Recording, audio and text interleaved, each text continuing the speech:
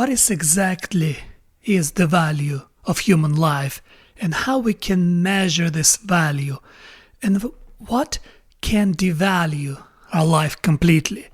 I was thinking about that all humans have potential to become innovators or creators or artists, something to contribute to civilization they live inside, or if they're not able to do so, they can make kids who might become innovators or artists or some great thinkers who would improve civilization, or their kids, because it's like a chain and humans connected with the chains. And that's why we have this value, intrinsic value within each other. And I was thinking about artificial intelligence, that if artificial intelligence will be able to do everything we're capable of doing, what exactly then our value will be measured? Because to be human for human's sake, and I'm not saying that we're gonna devalue each other, I'm talking about the government, the people in charge of us, how exactly they're gonna see our value. And when people make this argument about universal basic income, what kind of strings will be attached to this idea? Because think about it, if billionaires has to share their billions with people, right, while all robots, humanoids, and AI doing all the work, and people in some sense become useless and irrelevant, what kind of rules exactly would be for ordinary people to get some money to survive? Because there's probably going to be a bunch of rules that you have to comply strictly with, otherwise your income will be cut off, and there's no ability to survive without this income, since there's no jobs, and your life absolutely dependable on the government itself. And that's incredibly scary future, because if you think about it, they're talking about universal basic income and that how everybody's going to live a beautiful life, but nobody talk about for what expense. Also, there's no victories but trade-offs, and what exactly we're going to trade. We will trade our values. We're probably going to trade our freedom, the idea of life, because we're not going to be free since we depend on some power on top of us, provide us with the means of existence. And if you oppose those means or dare to think differently, you might be rejected and maybe even destroyed. And the future like this is incredibly bad, but seems like we're moving slowly toward it. Because now we have to work, and work, it's not like a lot of people see work as something that tedious and we can do something better, but this work create environment where we can coexist with each other, pay taxes, and participate in society. I was thinking about why, for example, progressive liberals so obsessed with immigration, especially from Islamic states. And I was kind of trying to think about why, for example, progressive liberals in cahoots with Islam, because it's kind of opposite.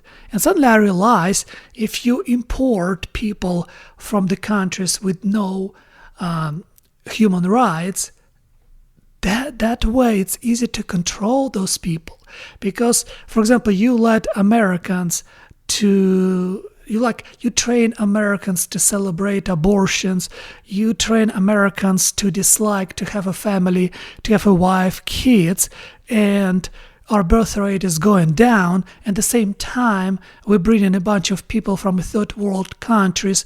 They have no idea about human rights, and if they have no idea about human rights, it means it's easy to control them, because they're not going to protest against something they have no idea about.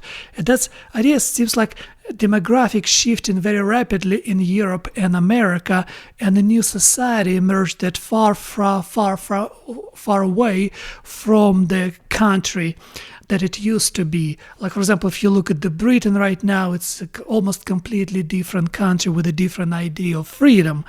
And what my point is that everything is slowly changing because artificial intelligence affect the way how elites see the world, how all these AI companies see the world, and therefore they see people quite differently.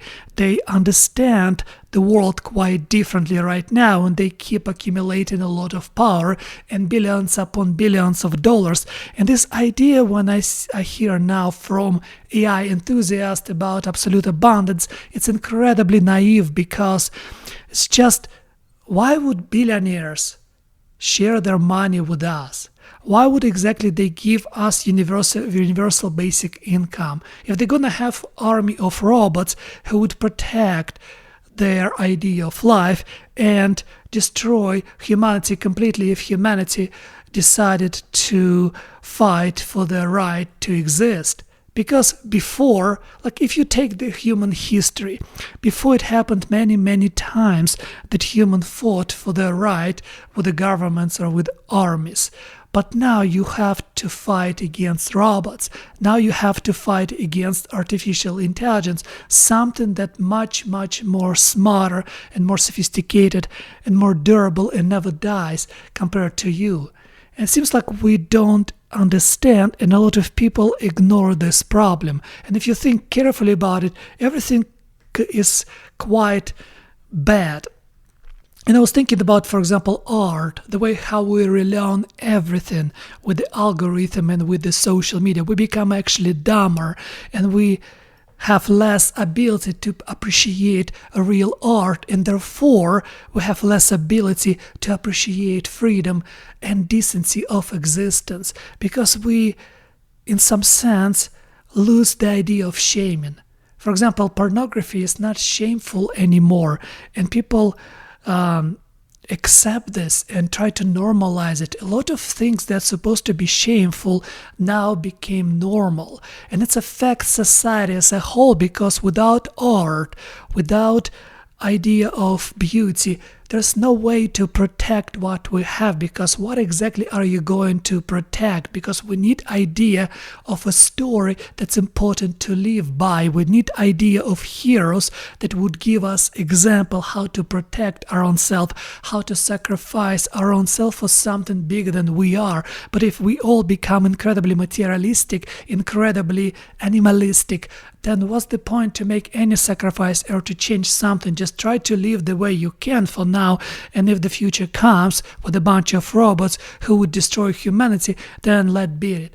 That's the problem. We stop creating the story. We become so cynical that we don't mind anymore this upcoming slowly dangers all around us, while we drowning completely in this entertainment that became so cheap and so accessible to everyone.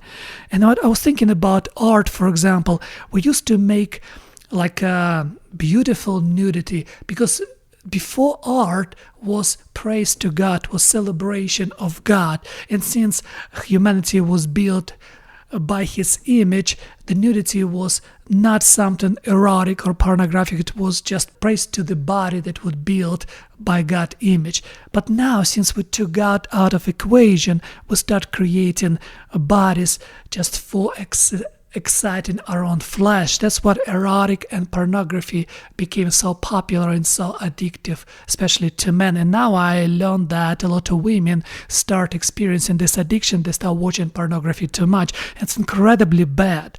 And what I'm thinking about is, if algorithm retrain us completely and dumb us incredibly, because a lot of people, I look at the teenagers, they try to create videos without creativity at all. They try to do something incredibly simple, stupid, whereas no thought or no creativity is required.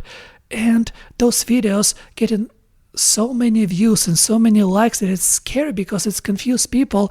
Like, if you make something and this something doesn't make you better intellectually or in the creative part, then what's the point to making this? That's what I don't understand. If you do something, you have to learn something from doing it, and if you don't learn nothing from doing it, it means you're doing something wrong.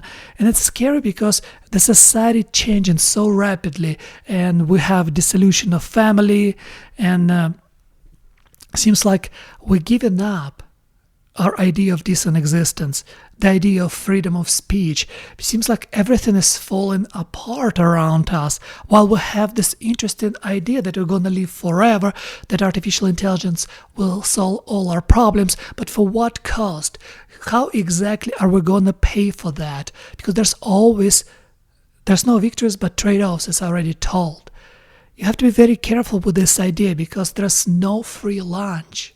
People think, oh, it's going to be free lunch. No, there's no free lunch. And this already degeneracy, we become more and more, we drown in deeper and deeper inside of this artificial online degeneracy, that we get manipulated by algorithm to make something that make no sense, and we watching this nonsense, constantly wasting our lifetime, while we hear some people promise us that we're going to live forever or many hundred of years. For what? For keep exploring this degeneracy constantly, keep satisfying our bodies, while our spiritual reality is slowly disappear and become as a non-existent entity. I was thinking about, for example, if you take our civilization, we have theology as a foundation, and this moral framework with the God in the middle. And then on top of this theology, we have culture. And this culture directed to celebrate this God in the middle. And what's happening now, we completely remove God from the center. And the center now is empty. And we try to fill, each generation try to fill the center with everything they can. And usually we fill the center with something that mortal, like our bodies, like our desires, like our urges. We don't have nothing, like we don't have hierarchy of highest goal of beauty. We even stop celebrating beauty. We start this idiotic idea that everything is beautiful, that there's no discrimination in beauty, and there's no ugliness, everything is good. Because if you level everything, there's going to be no ugliness, and there's going to be no beauty. There's going to be no goodness, and there's not going to be no evilness. That's the problem, because beauty hurt, because beauty is rare, beauty is intimidating, and you have to fight for beauty, and sometimes you have to die for beauty. But if the level is completely, if the field is completely leveled and there's no beauty and therefore there's no ugliness, and you terrified, for example, to express yourself honestly, because there's no honesty, there's no lies, and there's no truth, everything is equal, everything is all right, and ideology of the day decide what you can and cannot tell, and it's not depend on some structure, it depends just on the whim of the algorithm online that would show you something that make no sense, and you will learn from this something that make no sense, and you lose your own common sense completely. And the only way to survive in this nonsensical world is to become part of this nonsense. And that's the worst thing, because we're really becoming part of this nonsense while dreaming about something that would never happen, because it's too naive to dream about it. There's not a single moment in the history where people just share their wealth with other people, especially if you have entities like robots who would do everything for those people. Because our value, it's what we produce for community. We can take from the beginning of time, when people live in tribes, people who were weak, they were rejected and destroyed, because you have hunters who were hunting for food, and you have women who were taking care of kids. Every time our value depended on how much we can produce, how much we can make, and how much we can improve life of our community. And if we're going to have robots who would produce for us, and who would produce for the entire world everything the world needs, then what's the point? Like, what's exactly is our value? The value of a human being, of course, will be devalued. And especially when the robots start producing art, start producing paintings, start discovering new ideas, start innovate things, then our value will go away, and we become just animals that nobody needs. And those billionaires in charge, those bosses of big AI companies who would have all this power, I don't think they need us. I don't think they would share with us. And I don't think this abundance will be for everyone. It's going to be probably one huge city where they're going to live different life. And if we like it, we're going to be somewhere outside of this city. surviving the way we can, like back to the nature, if nature will still be here, or not just the huge planet, our entire planet covered by data centers. Because I try to understand the future, and I try to understand humanity and how to affect humanity in general, because artificial intelligence is not a joke. It's getting more and more sophisticated with every single day, because new models keep coming over and over, and they're more and more sophisticated, incredibly competent, much more competent than majority of people. And you kind of have this parallel that maybe everything is going straight to hell. And I think we built already our replacement, and now we're just waiting when time will come for us being completely replaced.